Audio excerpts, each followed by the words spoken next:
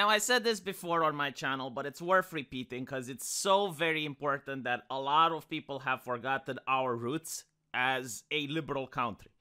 So the reason we call liberal, it comes from freedom, liberty. It's an ideology, it's a principle. Obviously, you will never have full liberty, but people have strived in order for us to benefit the freedom that we have.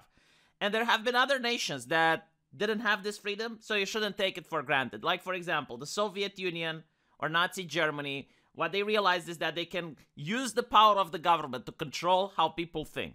That there is a correct way of thinking that the government decrees, and every single person within that country should follow that way of thinking. So in order to enact this, they decided to control the press. They decided to control how people speak to each other. They didn't try to convince people of what is correct. They enforced what is correct upon the people, whether they like it or not. Meanwhile, you have other nations, like the United States, which benefited from freedom. And one of the most important ways that people could have freedom is if they can talk to each other freely, and if you can have the freedom of the press. So you have all these papers which express different opinions, some of them far left, some of them far right, some of them completely non-political. And all of these papers were allowed to function freely. Like, if anyone would have said, hey, let's censor this newspaper, or let's pressure this paper in order not to cover this story, because else the ink company or the paper company is going to stop supplying to them and they're going to get out of a business, that would have been viewed as a fascistic thing to do. Like, that's not what Americans do. That's what people in Nazi Germany do. That's what people in the Soviet Union do. Like, the United States is a free society. People are like adults. They're allowed to talk to each other. As long as you're not doing anything criminal, then you should be allowed to speak your mind freely, because you live in a free country, in a free society. It wasn't about the law, but it was about the principle. Like, the core principle was liberty. And this is the key principle which separated a free nation, like the United States, from nations that weren't free, like fascist Italy, Nazi Germany, Soviet Union, China. So in a free society, the concept of thought policing, of an entity trying to control what people think, is offensive. The idea of going through people's mail, listening to people's phone calls, is absolutely abhorrent. Now, in non-free societies, it's actually encouraged. It's viewed as a good thing. It's like, we are going to protect you from your neighbor because your neighbor has bad thoughts, and because of that, we need to spy on you and your neighbor. It's for your own safety.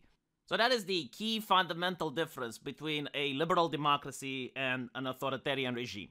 In a liberal democracy, people are allowed to talk with each other. There is the free marketplace of ideas. People aren't afraid of asking questions because there's no repercussions. Like, people are allowed to be informed, and then they vote on whatever they consider to be the best result. In an authoritarian regime, people are allowed to think only one way. There is a correct way of thinking, and then there's misinformation. There is a correct way of thinking, and then there is danger.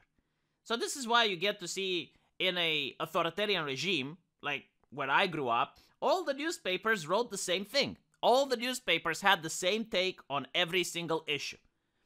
Meanwhile, when you look at the United States, there was a plethora of newspapers. People were allowed to say whatever they wanted, including communism. Even during the Cold War, you could have a newspaper that actively promoted communism because Americans weren't afraid of having a debate. And by the way, communism didn't win during the Cold War, may I remind people. Even though it was allowed to be discussed, it was allowed to be monetized, it was allowed to be, because it was the press.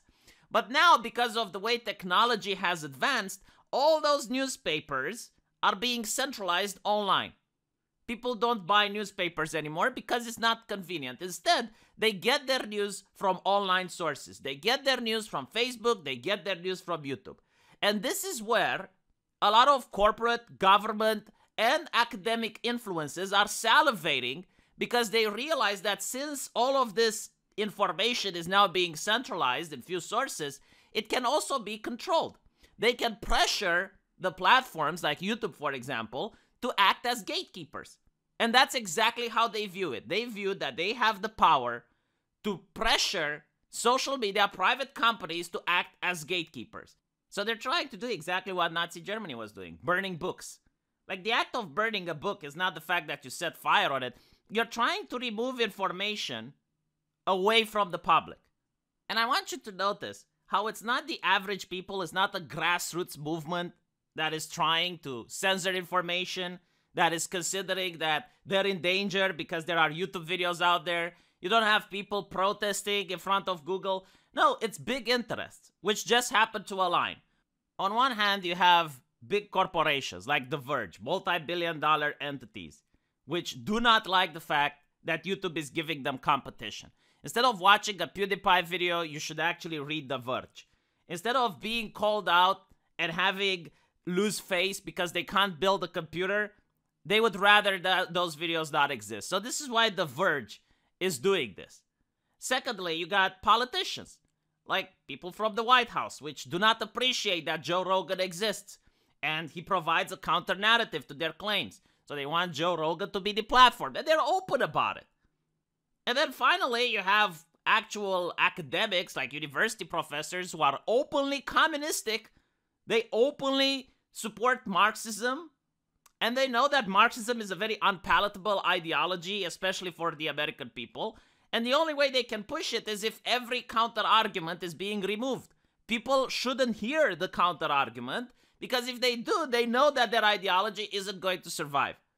So you have the government, you have multi-billion-dollar news organizations, and on top of that, you also have ideologues who are working hand-in-hand to constantly sanitize the internet and remove what people get to see, the same way that authoritarian nations have tried to remove what people get to see. It's just that now, you don't have to use the government in order to do that. You have technology, you have access to new tools and new opportunities in order to force the information to stop being sent to the public. And you don't need the government. It's not required. The government can just launder the censorship through the handful of private companies that are allowing the information to flow, and they can do the job for the government. So the goal is the same: control what people think, prevent people from having certain opinions, but the tools are different. And they found a loophole.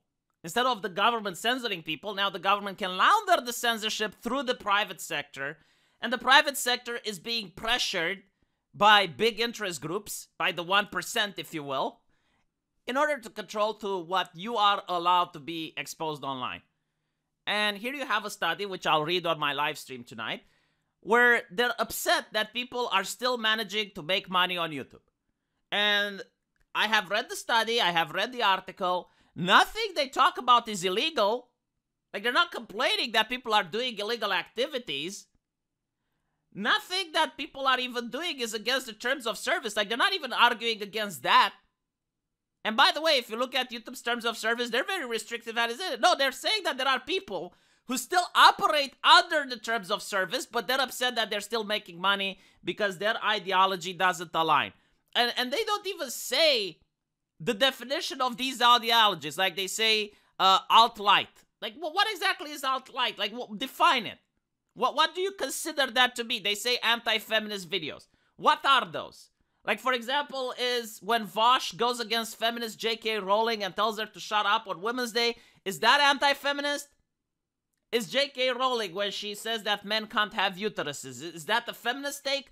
Can I criticize it? Am I supposed to be okay with it? Like, what is anti-feminist? They don't define it because that's not the purpose, right? They're not really against the fact that people are talking about these ideologies. They're against the fact that, as I mentioned before, like, the academics are upset that people are promoting alternative to communism, and they can't have arguments against those alternatives. The big businesses like The Verge are upset that people are creating competition for them, and the government is upset that other narratives, like, for example, Joe Rogan exists, and he gets to present to the public a different view. That's it. That is it. So now they're just looking for reasons. Now they're trying to find reasons in order to pressure YouTube to further ban people, to further remove people. Because in their perfect world, YouTube would only be corporate. Like, YouTube would have The Verge, it would have Vox, it would have BuzzFeed, maybe it would have CNN and MSNBC, and that's it, right? Like, that should be YouTube. It should be corporate too. Just corporations should be allowed on the platform to make money. Everything else should be banned.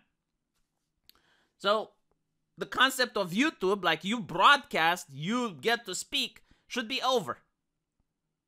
It should be you get to listen. And I don't know if YouTube is going to bend the knee to this. Probably not. because I don't see how they can implement something like this.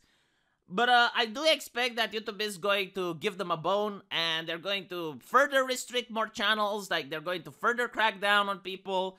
They're going to make a new bot, which, again, like, AI doesn't understand context, doesn't understand metaphors, doesn't understand sarcasm, so it's going to start banning people indiscriminately, which is pretty much what The Verge wants, right? Like, they want the competition to be removed. They want, when you're bored and you have nothing to do, to read their newspaper. It's business. It's simple as. I know it's shocking to say 2022 that companies want to make money, but that's what they want to do. Let me know what you guys think, and I'll see you in the comment section. Take care.